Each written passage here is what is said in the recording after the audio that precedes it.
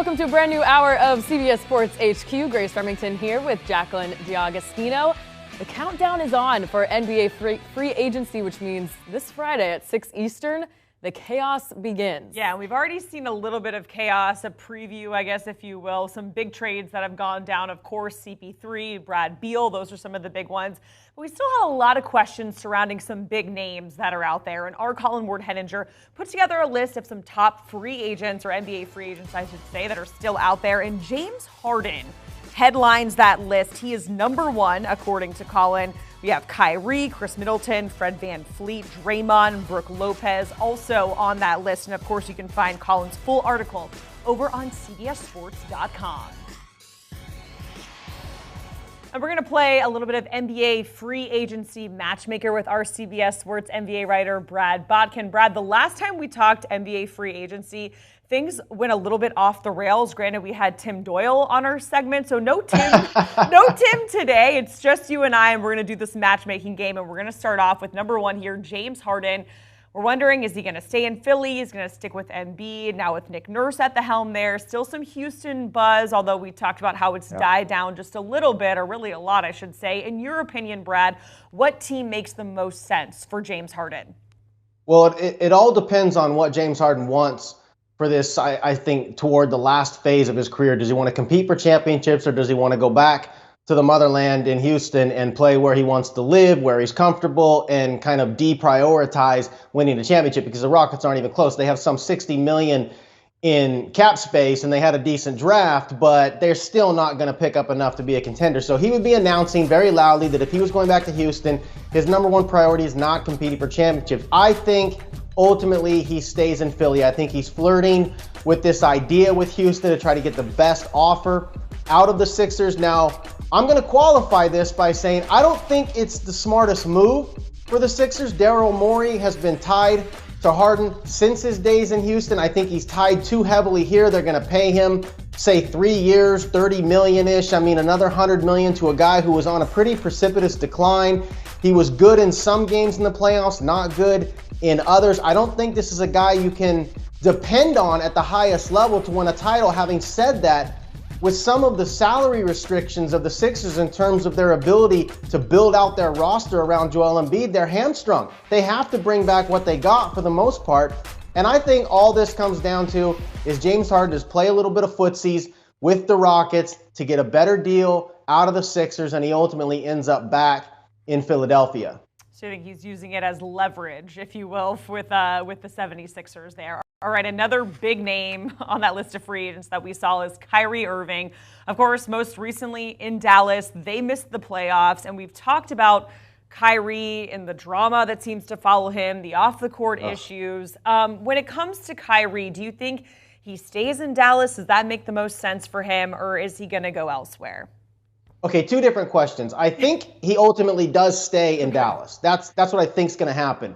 But the best situation for him and what could happen is for him to go to the Lakers. The Lakers can create about $29 million in cap space. They can get up to around $32, $33 million, depending on what they do with Jared Vanderbilt. They would lose a lot of the depth that they picked up in the Russell Westbrook trade last year that did propel them to the conference finals. But we saw pretty clearly that they are not at the class of a Denver Nuggets, and as all these teams in the West are making moves to get better, I don't think the Lakers are keeping up with the Joneses, so to speak, in the West. And I think we saw that ultimately they have got a short window here with the very, very end of LeBron James' prime, with Anthony Davis having to stay healthy. They have a very, very big decision to make this summer. They could extend Anthony Davis in August and make him the centerpiece of the franchise for post-LeBron era.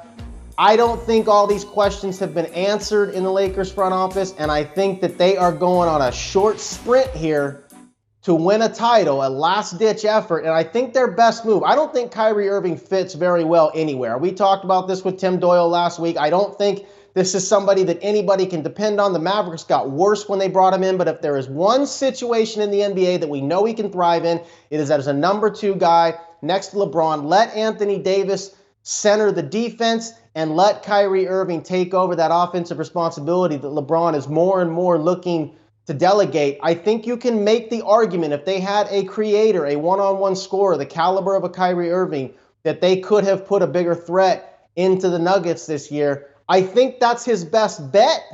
I don't think it'll happen. I don't think he'll take that kind of pay cut. I think he ultimately signs with the Mavericks for a max deal, and I think they will regret it. All right. When we talked about this guy, Fred VanVleet, we had a very heated debate on Friday, I believe it was. We know he declined his $22.8 million player option. And Brad, you had said you think that is the right move for him to turn down that option. Oh, yeah. And you think the market looks bright for him. What team is a strong possibility here? Okay, let's talk about the Lakers. I mean, the Lakers are a team. Again, they can create the cap space. That's more in line with what Fred VanVleet is probably in line to make, somewhere around $30 million annually, 4 years, 120, somewhere in there. They can create that space. Having said that, I don't think VanVleet is quite the guy that the Lakers would want to deplete all their depth for and go eggs in the basket of a big three. I think Orlando makes a ton of sense. They need a point guard. Yes, they drafted Anthony Black, but that's a developmental project. I talked about this with Tim Doyle. Anthony Black cannot shoot. Big problem. In the interim, while he hopefully learns to do that, Fred VanVleet comes in as an all-star-ish player, and they've got big pieces there. They've got Franz Wagner. They've got Paolo Banchero. They've got good pieces in place. Wendell Carter Jr., a big front line that can support a smallish backcourt guy. Jalen Suggs is not the answer at point guard. Cole Anthony, I think, could be on the trade block. I like the resurgence of Markelle Fultz in terms of the way his career started. He's a very valuable player, better than most people think, but I don't think he's your starting point guard moving forward. I think that one of the missing pieces, and Tim Doyle touched on it last week, about now it's time. They've got a lot of developmental pieces, a lot of young pieces, a lot of promise, one of the most fun teams to watch on League Pass, but they're missing sort of a marquee signing to push them into that playoff conversation. I think VanVleet makes a lot of sense there. He'd be a great mentor for a young team, positional need, good player. I like the Orlando fit. All right, and finally, we're going to talk about Brook Lopez coming off of a great season in Milwaukee. We've talked about the Bucks and that championship core that they have in place. Do you think Milwaukee needs to bring back Brook Lopez? Is that the best fit for both sides? I do. Yeah, I think they're going to bring back him and Chris Middleton.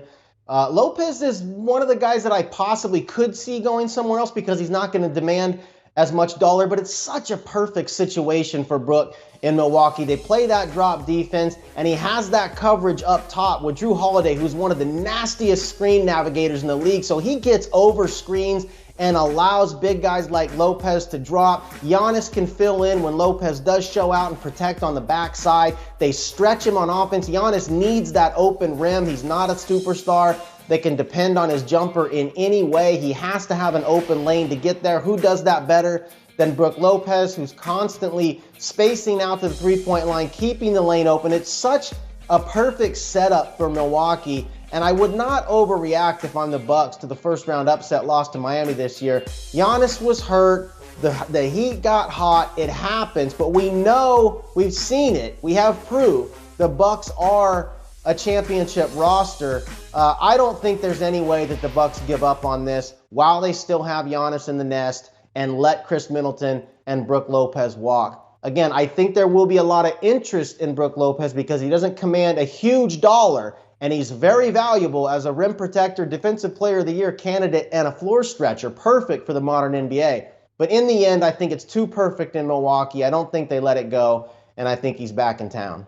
Brook Lopez, Chris Middleton, you think both of those guys are going to stay in Milwaukee? And then, of course, the other big name, Draymond, and I know we discussed, you think he's going to stay in Golden State or with Golden State as well. All right, Brad Botkin getting us ready for NBA free agency, which starts Friday at 6 Eastern.